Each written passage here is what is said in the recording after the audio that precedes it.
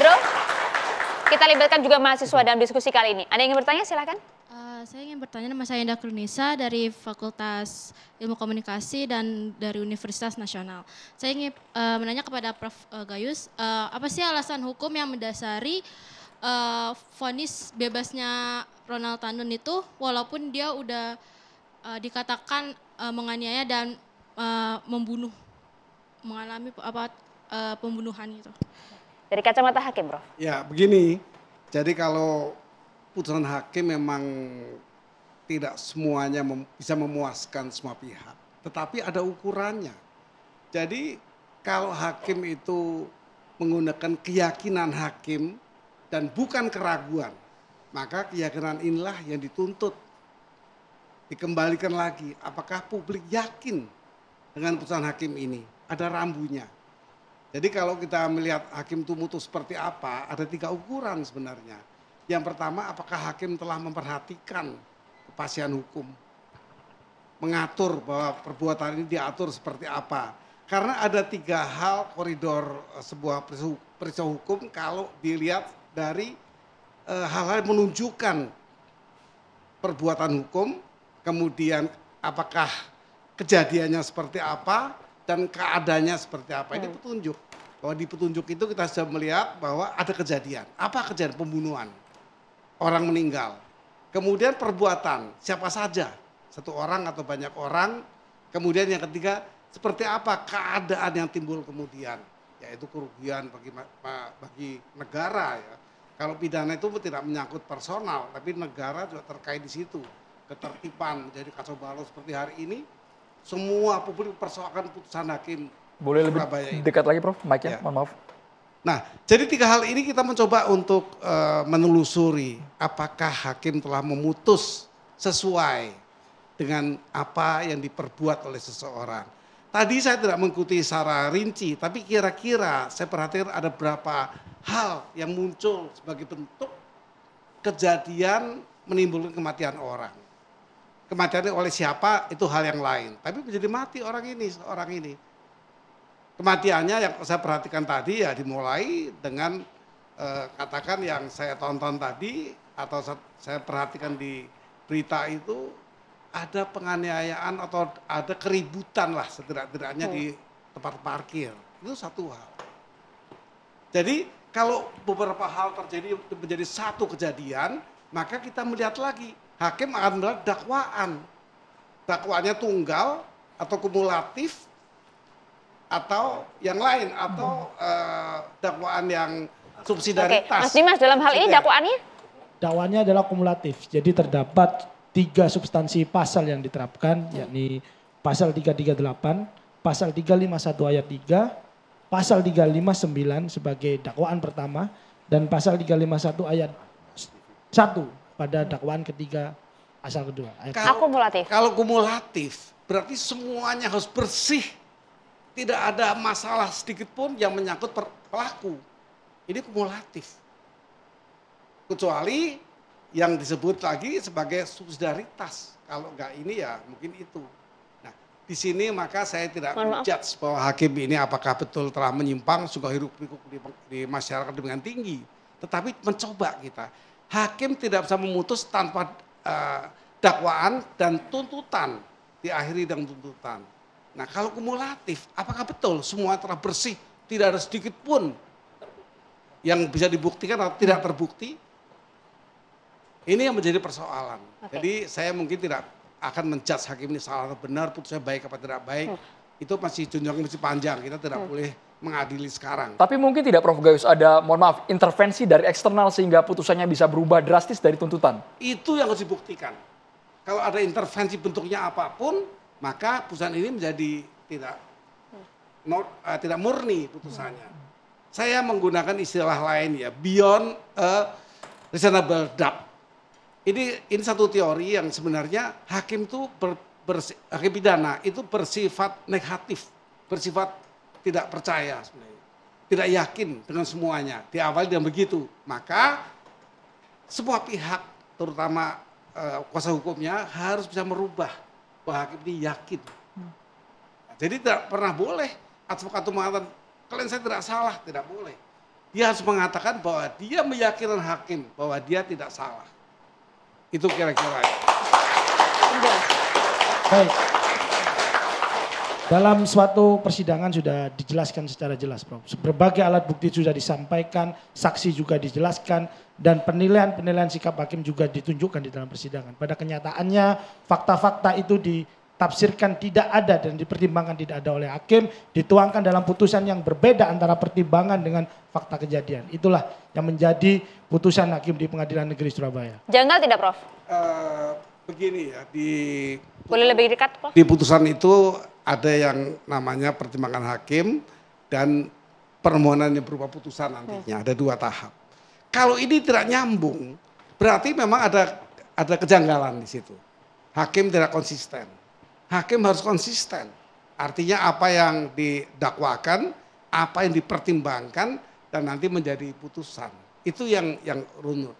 Tapi saya tetap berpendapat kalau ini berbagai peristiwa terjadi dalam satu keadaan, maka onslah saja ya, artinya lepas saja dari hal yang dituduhkan ini udah tidak mudah ya, kecuali tunggal. Apakah karena ini memang pasal yang disangkakan kumulatif sehingga ada celah di sana, Prof? Apa iya salah satu tidak ada celah? Apa iya salah satu tidak bisa dibuktikan? Artinya blank, jaksa tidak berhasil untuk, kan pembuktian itu menjadi beban jaksa.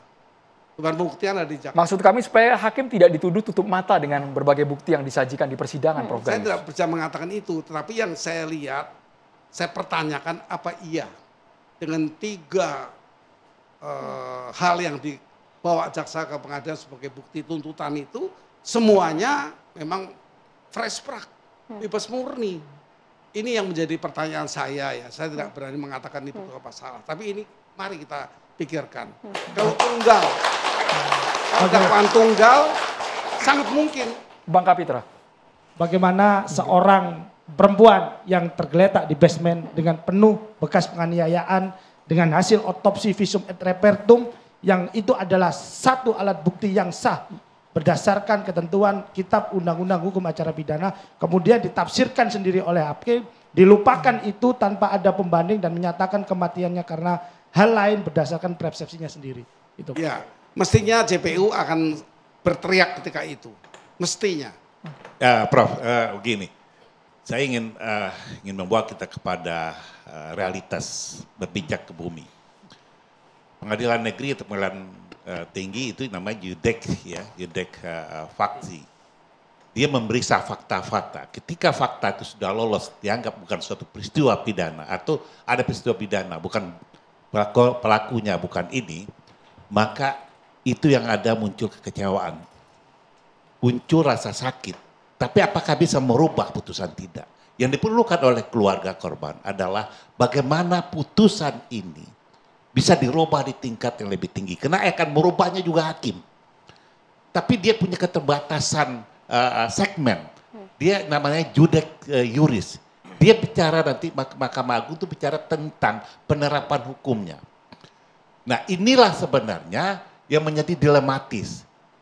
Banyak orang merasa dipuaskan oleh putusan hakim, tetapi ada yang merasa dirugikan, apalagi menyangkut soal nyawa. Dan ini harus ada jalan keluar sehingga apa? Sehingga tidak ada nyawa yang selalu sia-sia dan jangan sampai orang melakukan perbuatan tidak dihukum. Di Amerika pun banyak penjahat yang tidak bisa dihukum karena sistem hukumnya tidak bisa menyangkal. Ya. Bang Habibur Rahman, DPR juga mendorong ini ke MA kan? Bang Habibur Rahman. Ya itu tadi ya, kita coba terobos beberapa hal ya yang sebetulnya kemarin di saat-saat sebelumnya yang nggak pernah dilakukan DPR. Misalnya RDPU dengan kesimpulan kemarin ada. Lalu kami juga akan memanggil badan pengawas ya Mahkamah Agung untuk rapat dengar pendapat di DPR ya. Begitu juga dengan Komisi Yudisial ya.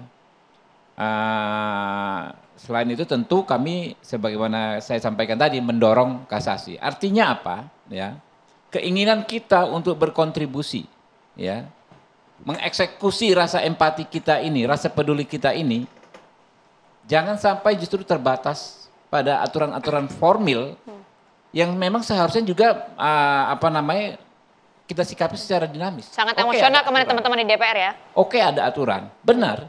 Tapi harus ada langkah-langkah yang juga sesuai dengan aturan yang bisa menjadi terobosan bagi kita. Jadi kita tidak sekedar mendorong kasasi, menyerahkan kepada jaksa penuntut umum enggak. Kami juga pengen melihat backgroundnya. Seperti kata Prof. Gayus tadi, kita harus buktikan misalnya adanya tuduhan, adanya tudingan yang menurut saya masuk akal juga. Disebut sahabat saya Hengki Pengki. Saroni, Hengki Pengki. Ini dugaan yang masuk akal. Saya nggak menjudgment. Tapi kalau bicara dugaan yang masuk perlu akal, dibuktikan. Sangat tidak masuk akalnya putusan tersebut, maka menjadi masuk akal kalau diduga ada Hengki Pengki. Bang Mitra. Begini, saya kira Komisi 3 DPR RI harus objektif juga. Jangan hanya mengundang dari sisi pihak korban juga, tapi undang juga Ronald Tanurnya juga. Biar mereka juga bisa menyuarakan terkait dengan peristiwa yang sebenarnya yang ia alami. Artinya fair dan adil serta berimbang dari dua sisi. Nah terus kalau terkait dengan putusan pengadilan, karena ini juga belum ingkrah dan berkekuatan hukum tetap, sebagaimana asas hukum kita, res judicata pro veritate habetur, yang artinya apa yang diputus oleh hakim haruslah dianggap benar. Dan itu harus kita hormati. Jadi itu kalau sudah inkrah, Bos. Hah? Kalau sudah inkrah. Ya kalau sekarang belum ada putusan. Iya, harus dihormati. Iya, makanya. Belum inkrah. Bukan harus Bukan inkrah. perkara- Itu harus dihormati. Oh, enggak. Artinya Yang upaya inkrah yang hukum dihormati. terhadap itu. Enggak, Gitu loh. salah. Kalau sumpamanya Anda dari nggak pihak paham. korban ingin melakukan keberatan. Kata itu kalau sudah inkrah. Itu yang saya sampaikan Anda asas nggak paham. hukum kita. Nunggu Jadi inkrah dulu. kalau Berkekuatan memang hukum ada dulu. putusan nanti kita bilang, Oh, oh ini udahlah. hakimnya macam-macam, ini namanya menghina peradilan. Kita hargai itu kalau sumpamanya Silahkan, ada yang tidak beres. silahkan. Nggak takut Ada kita badan dituduh menghina pengawas gitu peradilan. loh. Ada juga komisi yudisial, artinya Ya. ada upaya-upaya yang telah diberikan negara terkait dengan perlawanan terhadap putusan pengadilan yang belum berkekuatan hukum tetap. Nah, jadi terkait dengan pertanyaan saya tadi juga kepada rekan dinas itu tidak bisa dijawab. Siapa saksi yang melihat bahwasannya almarhum ini dilindas oleh Ronald? Tidak ada, Sudah dia hanya melihat tergeletak saja di situ Sudah seperti itu. terjawab tadi. Dia Saksi hanya jelas oleh security itu petugas hanya melihat security. pada waktu tergeletak saja gitu. Dia Tapi melihat dia pada tidak saat melihat mobil itu pada waktu berjalan dan di peristiwa belakangnya ada pelintasan korban. tadi gitu. Jadi ini juga harus Jadi kita Anda harus buktikan. memahami Jangan-jangan sebuah fakta ada orang hukum lain di situ dan proses pembuktian. yang melakukan pembunuhan ataupun penganiayaan tersebut, tapi tidak diungkap secara sempurna gitu. Ini juga harus Ini ya, didalami. Siap. Saya ingin berpendapat. Oke, silakan Prof. Ada satu asas yang disebut sebagai in dubio pro reo. Artinya apa? Artinya bahwa kalau hakim tidak yakin, maka diberi teringan bagi terdakwa. Tetapi ada syaratnya, atas keyakinan yang mana berlawanan dengan ketidakyakinan yang mana. Itu mesti diuraikan. Dan itu ada Dan dipertimbangkan. harus hukum. dijelaskan. Dijelaskan. Dalam putus. Dan harus berdasarkan alat bukti yang sah, Prof. Tentunya begitu. Tapi Tentunya itu kan. Ya, tapi harus saya sampaikan bahwa memang ada. Kalau hakim itu nggak yakin ya dibebaskan saja. Itu bisa daripada menghukum satu orang yang tidak bersalah. Lebih baik membebaskan 1000 orang yang bersalah. Tapi ada syaratnya tadi. Apa terhadap apa? Ketidakyakinannya dan keyakinannya, keraguan ini apa terhadap yang mana? Itu mesti jelas. Baru bisa hakim mengambil langkah in dubio pro reo. Sanksinya apa, Prof, kalau tidak sesuai dengan ternyata fakta dan juga bukti yang dikumpulkan? Tentu hakim akan mendapat sanksi juga ya. Kalau hakim menggunakan yang salah, tentu ada pengawas hakim sebenarnya, bukan KY. Tapi di Mahkamah Agung. Badan pengawas. Ya, Badan ada pengawas MA. pengawas, ada tua Ya. dewas, ada tua muda pengawasan khusus itu. Jadi harus di hadapan beliau-beliau itu menjelaskan, saya mau bebaskan karena saya tidak yakin atas apa dan apa. Jadi Oke. bukan tidak yakin Ya. pikirannya sendiri, tapi atas alat bukti yang sah, yang mana dan Pencerahan yang luar biasa. Ya, melihat putusan kemarin apa sebenarnya harapan dari pihak keluarga saat lagi di catatan demokrasi?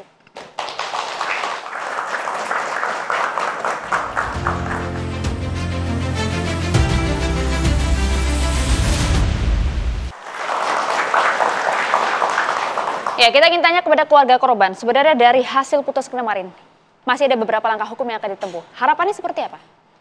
Harapan saya dan keluarga tentunya kalau misalkan ada sesuatu yang tidak mendorong keyakinan hakim tersebut, mungkin nanti bisa dilihat di proses kasasi ya, kasasi. Nanti kalau semisal memang terbukti ada kode etik yang dilanggar oleh hakim-hakim tersebut, ya semoga bisa ditindak dengan dengan seadil-adilnya dan tersangka juga segera dihukum seberat-beratnya karena memang itu tidak sesuai menurut saya, tidak sesuai karena tidak ada pasal yang sama sekali yang digunakan dan itu bebas murni gitu aja. Jadi harapan keluarga nggak lain cuman pengen keadilan aja, itu aja. Karena ini acaranya adalah catatan demokrasi, jadi saya ingin menyampaikan salah satu tulisan dari Fran Magnisuseno dalam bukunya yang berjudul Mencari Sosok Demokrasi, sebuah telaah filosofis. Ada salah satu ciri, ada 5 ciri negara hukum, yang salah satunya adalah badan kehakiman harus bebas dan tidak memihak.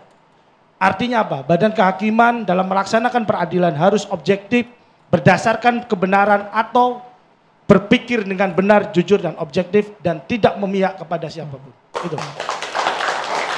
Saya merespon pernyataan saudara Pitra ya tadi soal apakah mengundang Ronald Tanur dalam konteks memenuhi azas fairness atau keadilan. Justru disitulah menurut kami menggunakan hak kami, hak politik kami, kewenangan politik kami menunjukkan sikap kami. Kami ya secara quorum kemarin membuat kesimpulan-kesimpulan, ya membuat kesimpulan yang dibuat secara quorum bahwa kami menilai bahwa putusan itu sangat tidak adil. Artinya apa? Putusan bebas yang sangat tidak adil. Artinya yang dirugikan, yang mendapat perlakuan tidak adil menurut pendapat kami adalah keluarga almarhum dan almarhum. Sehingga yang paling signifikan diundang ya menurut kami ya adalah keluarga almarhum dan kuasa hukumnya. Tapi kalau memang mau hadir ya silakan saja, nggak ada masalah. Kita akan belajati habis gitu kan. Kita akan kuliti habis. Pak. DPR yang berkeadilan. Artinya sekalipun itu terdakwa itu diberikan hak untuk menjawab. Itu loh. Sekalipun itu kita tuduh dia pelaku, sepanjang itu belum berkekuatan hukum tetap harus kita junjung tinggi asas praduga tidak bersalah. Kami tunggu. Masih ada harapan. Kalau berani hadir kami tunggu. Masih ada harapan untuk warga ya, Prof? Saya akan memberikan pandangan singkat, Prof. Saya kalau ini diajukan kepada Mahkamah Agung dalam tahapan kasasi atau disebut sebagai yudek yuris, apakah penerapan hukum ini salah? Kalau penerapannya salah, tentu putusan berubah. Nah ini peluang yang besar sekali apabila nanti yang sifat kumulatif tadi masing-masing tidak ada yang sedikit pun yang cacat. Tentunya lain-lain. Jadi dalam konteks penerapan hukum sangat mungkin bisa berubah, Prof. Akan berubah kalau penerapannya ditemukan salah. Baik, Bapak. Ya, ada fakta. Langsung ke intinya boleh Bang, singkat saja Bang. Ada fakta yang tidak bisa kita pungkiri bahwa sistem hukum kita mengatakan semua orang harus dianggap tidak bersalah sampai ada keputusan yang mempunyai kekuatan hukum. Terima kasih Bapak-Bapak sudah hadir di Catatan Demokrasi. Kita harus tutup perjumpaan kita malam hari ini. Saya Andromeda Mercury. Saya Maria Aska. Kita tunggu bagaimana kelanjutan dari kasus ini. Sampai jumpa.